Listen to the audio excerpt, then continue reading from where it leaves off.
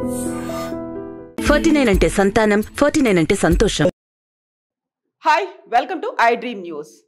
ప్రత్యేక రాష్ట్ర అవతరణ దినోత్సవాన్ని జరుపుకుంటోంది తెలంగాణ. రాష్ట్రం ఏర్పడి 9 ఏళ్లు పూర్తయి 10వ ఏట అడుగుపెట్టిన సందర్భంగా దశాబ్దంలో శతాబ్దం నినాదంతో తెలంగాణ రాష్ట్ర ప్రభుత్వం పెద్ద ఎత్తున ఉత్సవాల్ని నిర్వహిస్తోంది.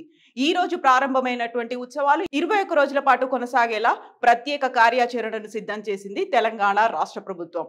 తెలంగాణ రాష్ట్రం ప్రతిష్టాత్మకంగా ప్రారంభించినటువంటి కార్యక్రమాలని ఒక్కొక్క రోజు నిర్వహించుకునేలా 21 రోజుల పాటు దిశానిర్దేశం చేశారు. నియోజకవర్గాల్లో పెద్ద ఎత్తున ఈ కార్యక్రమాలు నిర్వహించాలంటూ ప్రజాప్రతినిధులకి ఆదేశాలు జారీ చేశారు సీఎం కేసీఆర్. 75 ఏళ్లలో జరగని అభివృద్ధి ఈ 9 ఏళ్ల కాలంలోనే జరిగిందని, దశాబ్దంలో శతాబ్దం ప్రగతిని, అభివృద్ధిని దేశానికి రాష్ట్ర ప్రభుత్వం చేసి చూపించిందంటూ నినదిస్తున్నారు బీఆర్ఎస్ నేతలంతా. ఇక ఇదే అవతరణ దినోత్సవ వేడుకల్ని తమకు అనుకూలంగా మలుచుకుంటున్నాయి ప్రతిపక్షాలు కూడా. గోల్కొండ కోట మీద జాతీయ జెండాను ఎగరవేసినటువంటి బీజేపీ నేతలు తమ ప్రచారానికి అదే వేదికను సిద్ధం చేశారు. ఆజాదీ కా అమృత్ మహోత్సవ్లో భాగంగా ఈ రోజు అవతరణ దినోత్సవాలు నిర్వహించినటువంటి బీజేపీ తాము అధికారంలోకి వస్తే తెలంగాణలో అందరికీ ఉచితంగా విద్యని అందిస్తామని, 1 సంవత్సరం ముందుగానే ఫీజు రియంబర్స్మెంట్ను కూడా చేస్తామంటూ ఆల్రెడీ ఒక మినీ మేనిఫెస్టో లాంటి ఉచిత హామీలని అమలు చేయడానికి సిద్ధంగా ఉన్నామంటూ ప్రకటించింది బీజేపీ.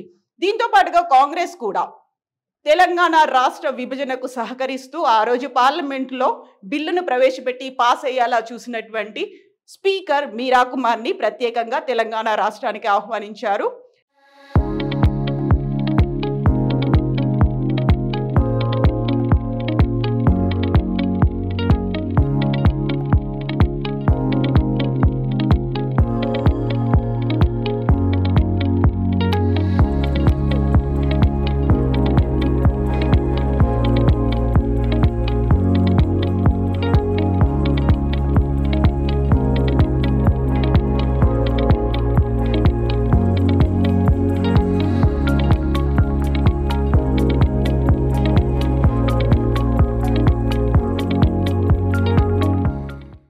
తెలంగాణ రాష్ట్రాన్ని ఇచ్చింది తామేనంటూ ప్రజలకి బలంగా చెప్పాలని కాంగ్రెస్ పార్టీ భావిస్తోంది.